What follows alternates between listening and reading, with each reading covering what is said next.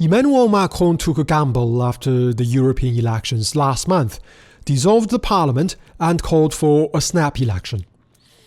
After the first round, it appears to me that this high-stake gamble is likely to pay off with the strengthening of Macron's grip on power.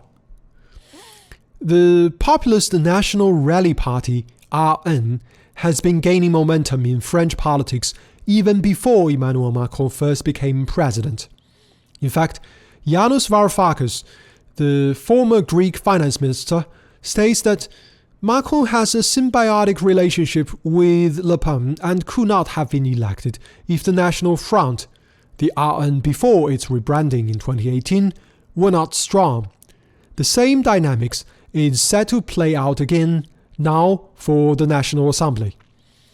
Even though news outlets commonly sensationalize the lead of National Rally, the party has secured only 39 seats of the 577 total. Indeed, close to 90% of the seats will be determined only in the second round.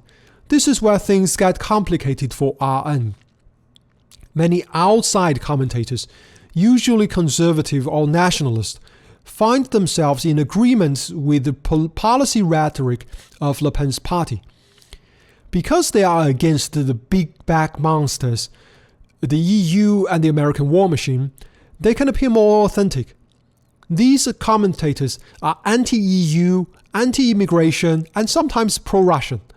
While these are valid policy points, they are not the values most commonly held by the French people. If France had the first-past-the-post voting system like it is in Britain, where a plurality of the votes in a single round would decide the results, the National Rally might be winning the legislative elections this year. However, with a two-round system, the second round becomes a referendum on the RN. That is, the French voters are being asked a simple question. Do you want Le Pen or someone else? It appears to me that the majority will answer no. A similar dynamic played out in the last National Assembly election, though it was a referendum on Macron. The French people voted no. In other words, Macron and his party win only when the election is about Le Pen and her party.